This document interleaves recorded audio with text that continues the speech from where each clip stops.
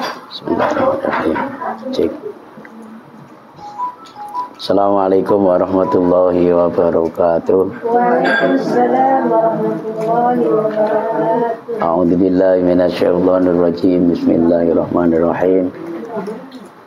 Qala mu'allif rahimakumullahu ta'ala wa nafa'ana bihi wa bi ulumihi fid dharain amin ya rabbal alamin. Bismillahirrahmanirrahim. Faslun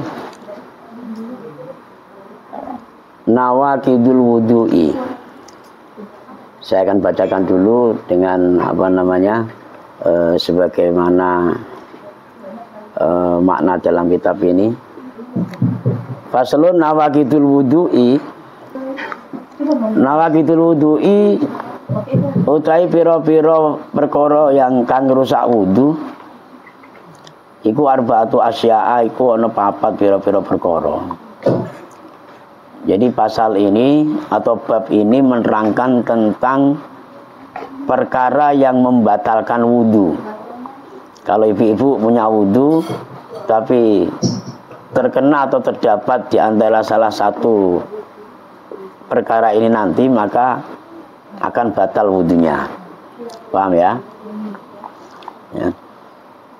Perkara yang membatalkan wudu itu arba'atu asya'a, iku ana papat pira-pira perkara. Jadi perkara yang membatalkan wudu itu ada 4. Kalau fardunya wudu ada berapa? Fardunya wudu ada berapa? Ada lupa? Ada 6 ya. Fardunya wudu itu ada 6. Hari wudu pun nggak tahu juga, lupa terus. Ya dihitung lah biar nggak lupa-lupa, ingat. Ini kalah sama anak TK, anak TPA. Anak TPA ada hafal loh. Ya dihafalkan lah. Mentang-mentang nggak jadi duit nggak mau ngapalin. Fardunya wudu itu ada 6. Kalau perkara yang batalkan wudu ada.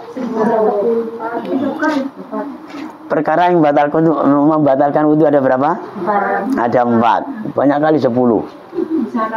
Nah, kalau syaratnya wudu ada 10. Artinya syarat wudu itu sebelum wudu kita harus melengkapi 10 syarat tersebut. Baru wudu. Nah, wudunya itu ada 6. Ada membasuh mengusap wajah, kemudian membasuh kedua tangan dan seterusnya. Nah, al-awalu, adapun yang pertama utai sing awal ya. Perkara yang batalkan wudu ada 4. Yang pertama adalah al-khariju min ahadis sabila ini, yaitu barang kang metu min ahadis sabila ini saking salah suwijine dalan loro. Ya, perkara yang batalkan wudu ada 4. Yang pertama adalah keluarnya sesuatu dari 2 lubang kita. Ya. Keluarnya sesuatu dari lubang kita berupa dubur atau kubul. Ya. Kubul atau dubur. Bahasa Indonesianya apa?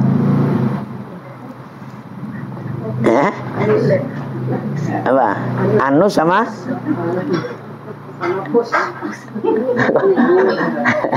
ayat dubur atau kubul? Yang dubur itu bahasanya apa? Bahasa Indonesianya dubur juga. Iya. Anus. Anus itu dubur ya. Kalau yang kubul? Nah, iya. Kalau yang dubur anus, yang kubul apa?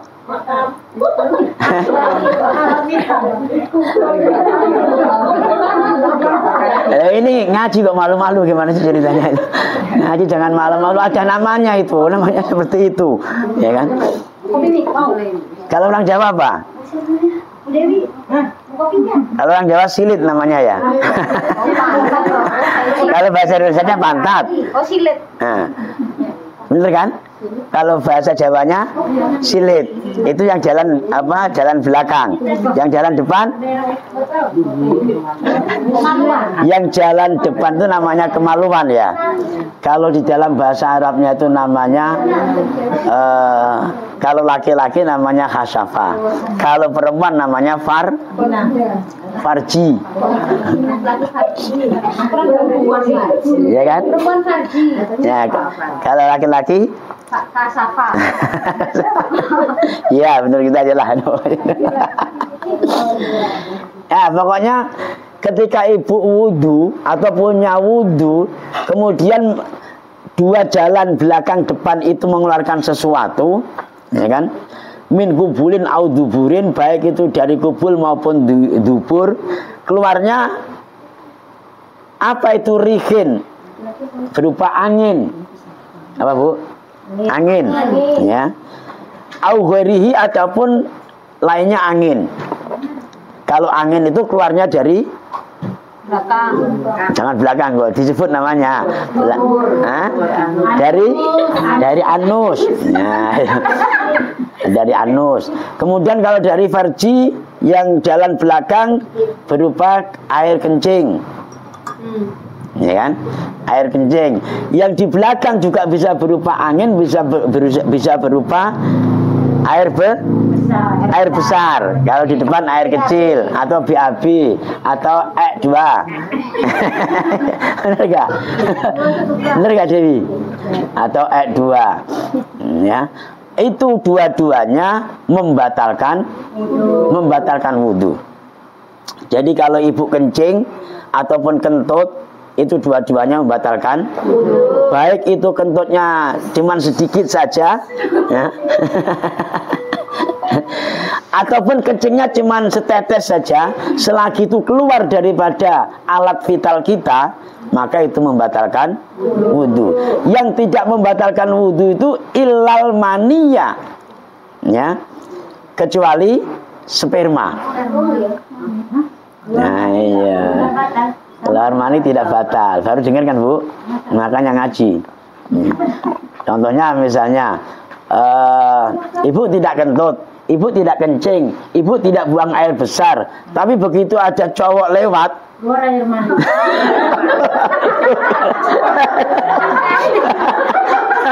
sensitif kali.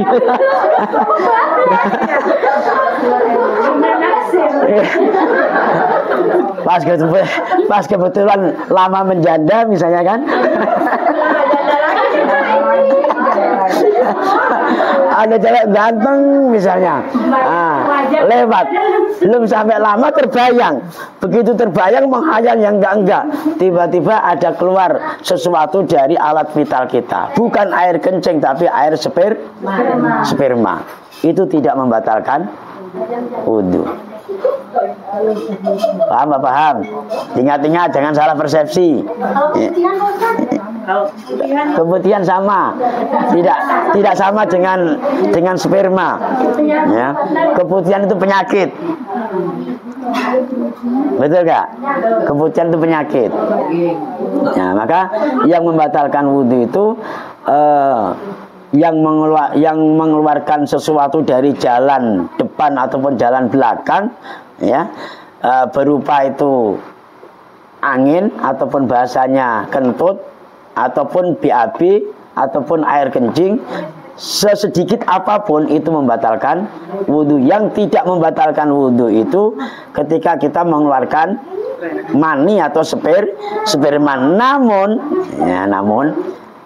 kalau mengeluarkan sperma itu wajib mandi. Jadi jangan salah persepsi lagi, saya jelaskan. Kalau ibu-ibu punya wudu, ya, kemudian tidak merasa kentut, tidak merasa kencing, tidak merasa BAB, ya, tapi kok keluar spermanya, berarti tidak usah wudu. Ya, tidak usah wudu. Namun ibu-ibu wajib mandi. Ketika ibu mandi itu kok tidak memegang dua jalan keluar ini, ya, jalan depan dan jalan belakang, nggak merasa kita sentuh, maka ketika kita selesai mandi tidak usah wudu lagi, kita masih punya wudu. Paham apa enggak? Kalau nggak paham tanya.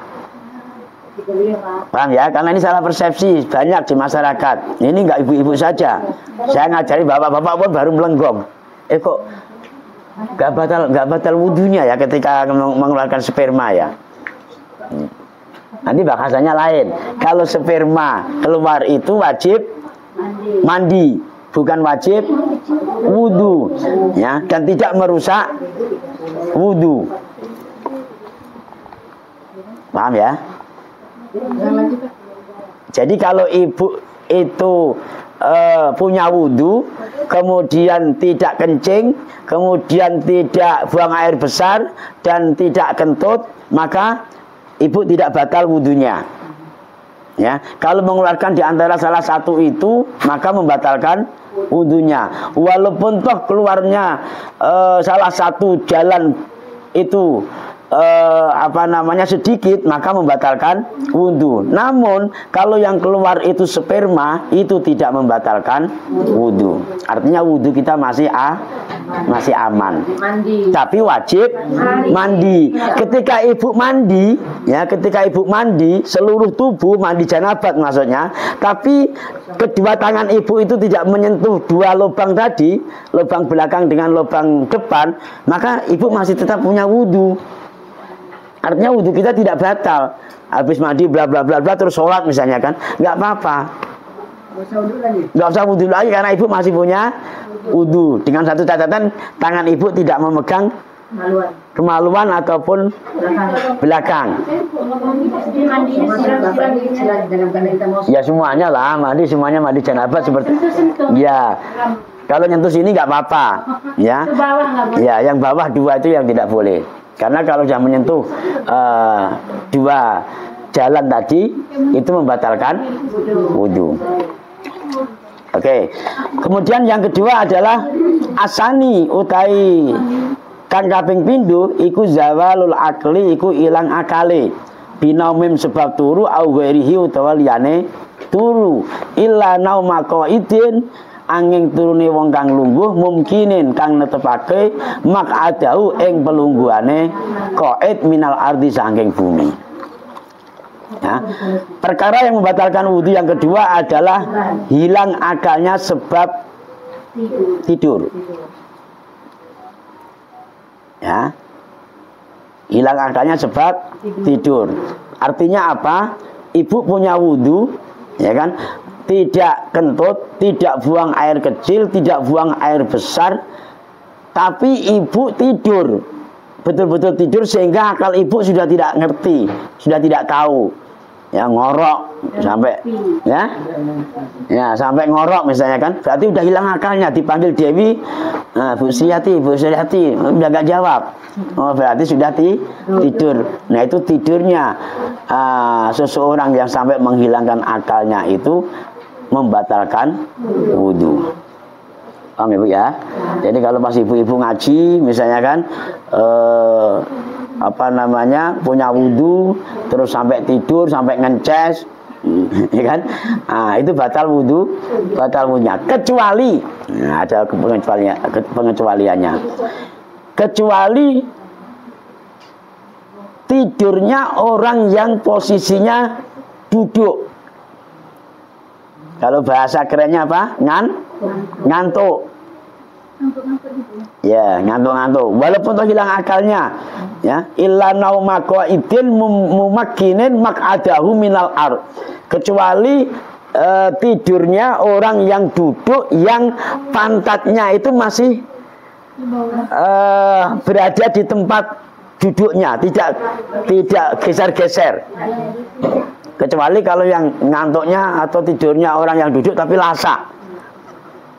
Tahu lasak? Tahu. Jadi dalam keadaan tidur begini sampai terkejut, akhirnya pantat kita ini itu bergeser dari tempat duduk kita.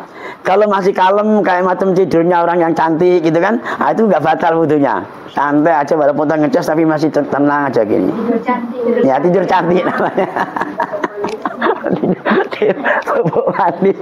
Kan ada itu orang itu yang kadang tidurnya lasak ya kan, baik itu di atas ranjang maupun dalam keadaan duduk kayak Siska, itu lasak tidurnya. Biasanya kalau ngantuk itu saya lihat jadi pantatnya itu pindah-pindah gitu. Nah, cekluk itu pindah ke kiri, cekluk lagi pindah ke kanan. Lah tidurnya orang yang semacam itu yang semacam itu membatalkan wudhu, kecuali orang yang tidurnya dalam keadaan duduk tapi tenang atau anteng, posisi pantat masih mumakinin maq'adahu fil ard. Jadi kalau tidur gini Pak, sampai lupa akal itu masih Sampai walaupun toh lupa akalnya, sampai ngences, sampai dipanggil-panggil nggak ngerti, sampai baca surat Yasin pertama tiba-tiba sudah shadaqallahul adzim misalnya gitu. sampai habis ya Pak? Ya sampai habis. Itu nggak batal walaupun toh hilang akal kita. Dengan jaminan atau dengan catatan pantat kita itu tidak bergeser. Walaupun toh kadang goyang ya, karena ya, kayak gini kan goyang, ngangguk-ngangguk ini. Tapi pantat kita masih tetap gitu loh. Paham ya? Ingat-ingat ya, nggak batal, ya nggak batal. Tapi walaupun toh tidur kita sekejap, ya, setengah menit misalnya, tapi sudah tergeletak kepala kita di ranjang atau di lantai, itu yang membatalkan wudhu. Makanya ini biasanya ibu-ibu kalau pas ngaji jamaah kayak ini kan harus ingat-ingat ya, jangan sampai salah persepsi. Gara-gara nanti salah persepsi akhirnya jadi gagal paham. Kalau dia gagal paham nanti akan menyesatkan kepada orang lain ketika kita mengalami suatu persoalan. Ya, jawaban kita nanti jadinya ngawur. Nah, ini hukum fikih mengatur seperti itu. Ini, ibu tadi kan udah tidur, ngapain megang Quran, ngapain ngaji? Tadi aku tengok aja lama loh, ada setengah jam ibu ngorok tadi, kan gitu. Padahal tidurnya sambil duduk dan duduknya duduk tenang. Itu tidak membatalkan wudhu. Itu yang kedua. Kemudian asalis yang ketiga. Yang ketiga adalah iltiqa'u basarotai rajulin wa mra'atin kabiraini ajnabiyaini min ghairi hailin. Ya, yang ketiga adalah bertemunya kulit atau bersentuhan antara laki-laki dan perempuan. Bersentuhan kulit laki-laki dan perempuan yang sama-sama besarnya dan tidak muhrim, ya, dengan tanpa memakai alas atau hijab atau mani penghalang. Tersentuhnya kulit laki-laki dengan perempuan yang bukan muhrimnya, ya, yang sama-sama besarnya tanpa alas ya. Kalau alas itu di bawah. Kalau misalnya pembatas lah, misalnya saya megang siti kayak gini, ini kan ada alasnya, ini ada kainnya. Walaupun aku jepit kayak gini nggak batal kalau saya aku punya wudhu.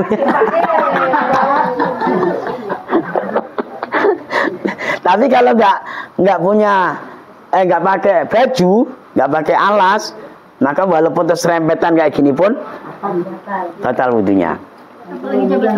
Apalagi jabatan tangan. Saya sama ibu-ibu misalnya jabatan tangan, saya punya wudhu, ibu-ibu punya wudhu, itu batal. Tapi kalau ibu-ibu pakai telekung atau pakai kerudung misalnya kan, jabatannya dengan tangannya dimasukkan ke kerudungnya terus jabatan sama saya, itu tidak batal. Walaupun sambil wik sedikit nggak batal juga. Paham ya? Paham, ingat-ingat.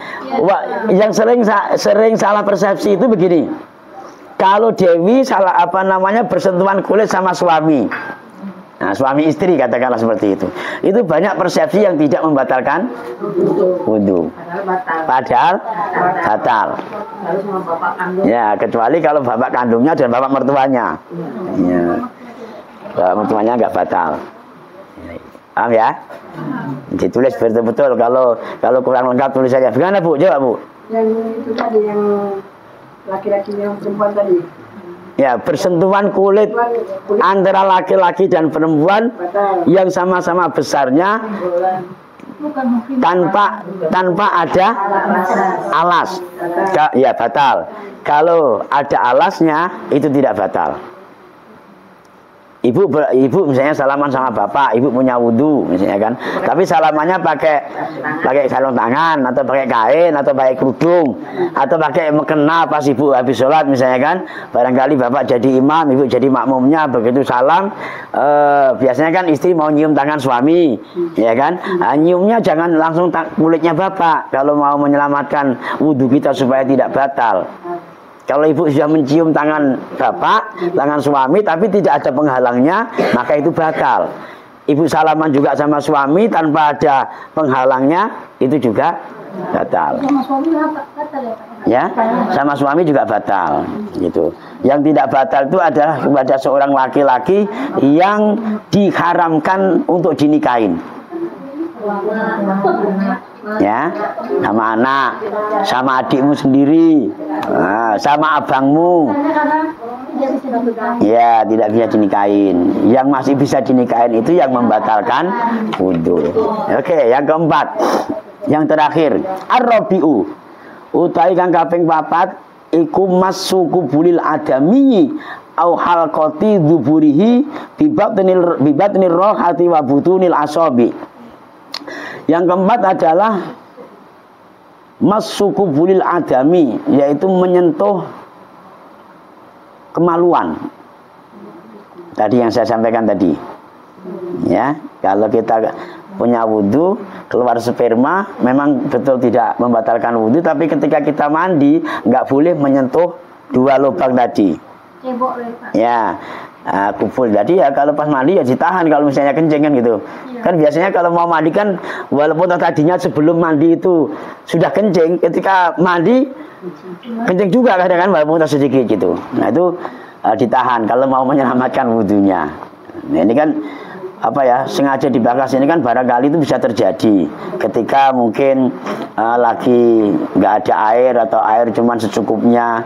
Kalau untuk mandi janabah terus ditambah wudhu juga kan juga menambah airnya kan gitu. Jadi untuk menghemat air mandi saja, nggak usah wudhu karena wudhunya belum batal ya.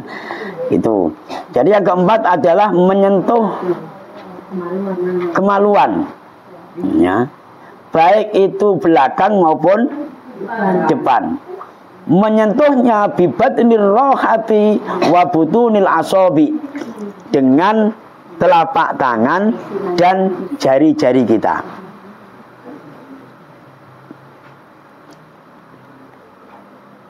Menyentuh kubul ataupun dubur dengan telapak tangan atau jari-jari kita. Misalnya ya, oke, kita mau menyelamatkan wudhu kita supaya tidak batal ketika kita mandi ya, gara-gara tadi mengeluarkan sperma ya, kita tidak menyentuh alat vital kita atau tidak menyentuh kubul ataupun dubur kita. Kebetulan gatel, apa sih? Batal ya, batal ya. Ya, bagaimana cara menyelamatkannya ya, pas gatal di alat vital kita? Digaruk dari luar gini.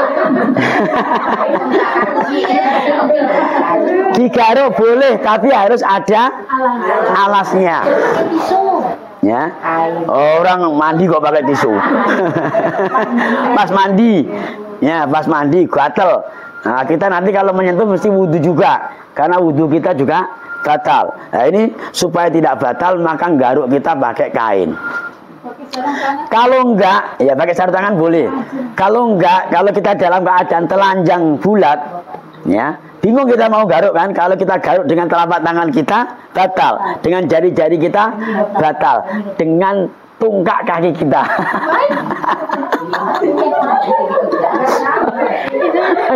Nggak nyampe ya? Ya? Nah, pakai sikat. Asalkan jangan sikat gigi loh ya. Boleh sebetulnya, masih banyak akal. Ya, yang penting menyelamatkan jangan sampai telapak tangan kita ini, ya, dengan jari-jari kita ini menyentuhnya. Contoh, bisa juga kita garuk dengan bau kita atau dengan sikut kita misalnya kan. Coba prakteknya Ci. Praktekkan dulu. Iya. Kalau yang gatal depan kan bisa, masih kalau pakai siku. Yang nggak bisa pakai belakang. Oke? Kalau yang gatal belakang dengan apa namanya ini? Punggung ataupun dohir telapak tangan kita. Dalam bakasan ini kan telapak tangan, bukan dohirnya. Oh, pakai gini boleh? Boleh saja. Gitu loh. Contoh ya, saya kasih contoh yang real saja lah. Ibu-ibu kalau punya anak laki-laki, ya, ketika anak ibu buang air besar atau buang air kecil, ibu bisa nggak nyebokin? Bisa. Pakai kaki. Tanpa memakai alas. Pakai kaki. Ayo. Selang. Ya? Oh, dikocok selang. Maksudnya untuk menyelamatkan wudhu kita ketika kita menyentuh tapi tidak batal. Itu ada alasnya masih. Pakai iya, dohirnya tangan kita. Ya. Ya, kan sambil pakai air, ya pakai cara lah. Atau gini saja, yang paling enak begini. Ketika ibu tidak sengaja, ya tidak sengaja tersentuh kemaluan kita atau kemaluan anak kita. Ya. Kalau tersentuhnya bukan telapak tangan, ya. Ingat, kalau tersentuhnya bukan telapak tangan atau apa namanya jari-jari kita, mungkin bau kita kesenggol, burungnya anak kita misalnya kan, batal tidak? Batal tidak? Nggak batal kan? Karena bukan telapak tangan. Paham nggak? Maka yang membatalkan itu adalah apa namanya bibatni rohati. Batni rohati itu adalah telapak tangan, kemudian wabutunil asobi'i dan batinnya jari-jari ini. Kalau di sini nggak apa-apa. Ini kan kalau nggak kita pahami betul, ibu nanti akan salah paham. Ketika kata Pak Ustadz kemarin, kalau kita wudhu terus menyentuh kubul ataupun dubur, baik itu kubul ataupun dubur kita, ataupun kubul ataupun dubur anak kita, itu membatalkan wudhu gitu kan. Padahal yang membatalkan wudhu itu kalau tersentuhnya itu adalah telapak tangan dan telapak jari-jari kita. Ya, kalau dohirnya atau luarnya telapak tangan itu tidak membatalkan wudhu. Nah itu yang keempat. Karena itu ibu-ibu yang dirahmati Allah Subhanahu wa taala, itulah kajian-kajian fikih yang paling dasar dan harus kita hati-hati, harus kita pahami betul. Kalau ada yang mungkin kurang begitu paham, tidak usah nunggu nanti ataupun besok, segera untuk bertanya. Karena apa yang dikhawatirkan di akhir-akhir zaman seperti ini sudah banyak yang sering salah kaprah, banyak yang sering salah paham.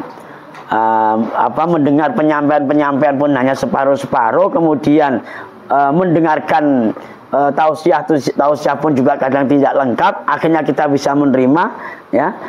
Setelah kita terima itu ternyata tidak sempurna dan tidak komplit, itulah yang dinamakan gagal paham. Ya, makanya hati-hati betul, ditulis betul, ya. Kalau tulisannya kurang benar bisa tanya sama kawannya, atau pas selesai acara bisa tanya sama ustadznya supaya dijelaskan dengan secara detail, karena ini bersangkutan dengan ibadah kita, keseharian kita. Sering saya katakan kemarin, sholat kita tidak akan diterima oleh Allah kalau wudhu kita tidak benar. Wudhu kita juga tidak akan diterima oleh Allah kalau sistem sesuci kita itu tidak benar. Cara kita cebok bagaimana, buang air kecil itu bagaimana ceboknya, buang air besar itu bagaimana ceboknya, terus menyuci pakaian supaya suci itu bagaimana, dan seterusnya. Paham ya? Nah, demikian, kurang lebihnya mohon maaf. Assalamualaikum warahmatullahi wabarakatuh.